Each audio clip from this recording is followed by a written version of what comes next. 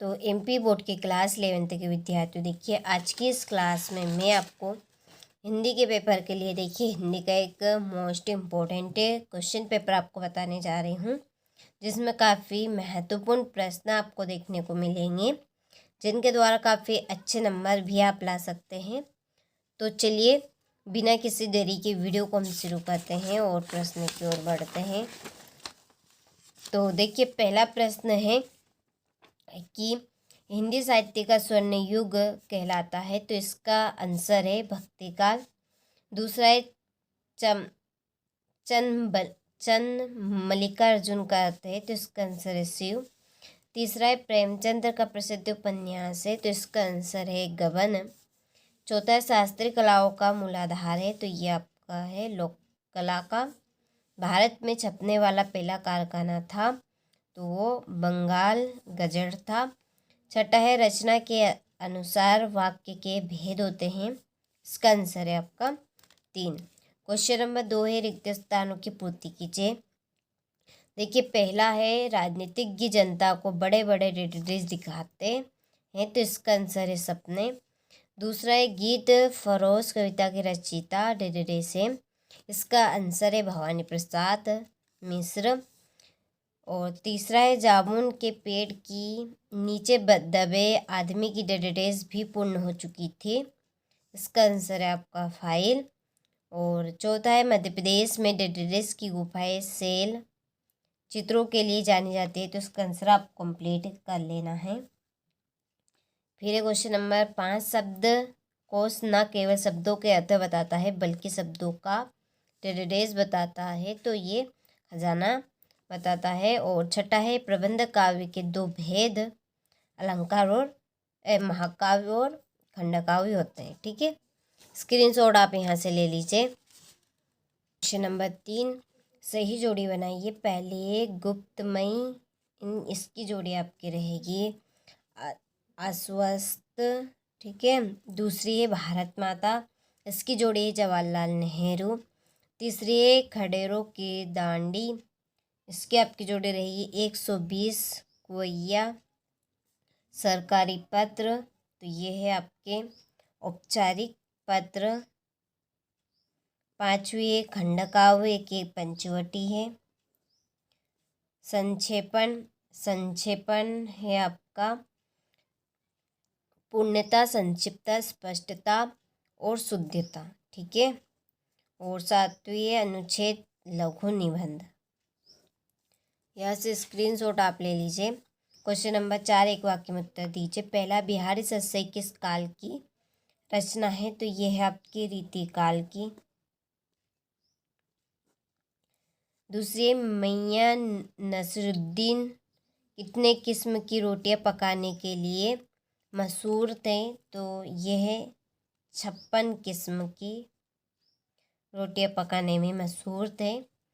धूप का कौतुक करने वाले लोकगीत भारत के किस प्रांत के हैं, तो ये है आपके पंजाब के।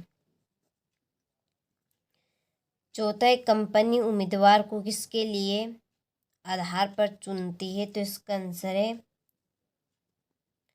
स्वव्रत के आधार के ऊपर चुनती है। 10वां रस किसे माना गया है, 10वां रस वात्सल्य रस को माना गया है। छठा है रोला छंद में यति कहाँ होती है, तो रोला छंद में यति 11 और 13 मात्राओं पर होती है। युग्म का अर्थ क्या है, तो इसका आंसर है आपका जोड़ा। युग्म का अर्थ क्या रहेगा, जोड़ा रहेगा। स्क्रीनशॉट आप यहाँ से ले लीजिए। क्वेश्चन नंबर 5 है सत्य सत्य लिखिए। देखिए पहला है पथेर पांचाली की शूटिंग करने के लिए बिल्कुल नया व सुसज्जित घर मिला, तो यह असत्य था।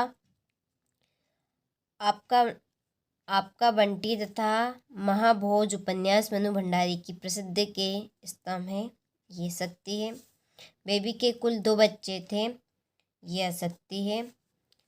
चौथा है फ्लैश बैंक तक फ्लैश बैंक वह तकनीक है जिसमें भविष्य में होने वाली घटना को दिखाई जाता है, तो ये आपका आ सकती है। रस को काव्य की आत्मा कहा जाता है, ये सत्य है। ही तो भी तक आदि निपात शब्द है, तो ये भी आपका सत्य है। तो स्क्रीनशॉट आप ले लीजिए यहाँ से। क्वेश्चन नंबर 6 है, प्रगतिवादी कविता की कोई दो विशेषताएं।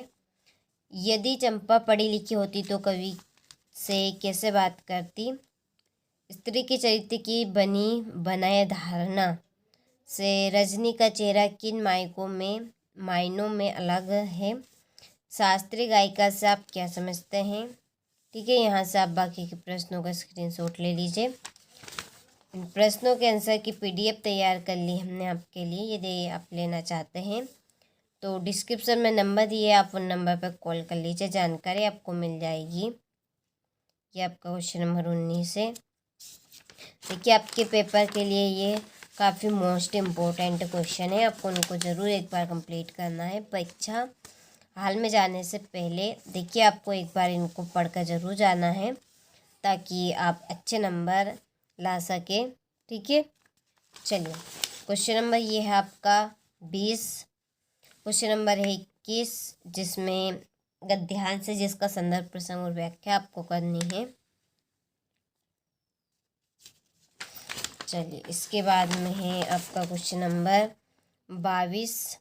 सचिव माध्यमिक शिक्षा मंडल मध्य प्रदेश भोपाल को अंक सूची खो जाने पर अंक सूची की दूसरी प्रति प्रदान करने हेतु आवेदन पत्र आपको एक लिखना है। और ये है 23वां, निम्नलिखित में से किसी एक विषय पर संक्षिप्त किंतु सारंभिक निबंध लिखिए।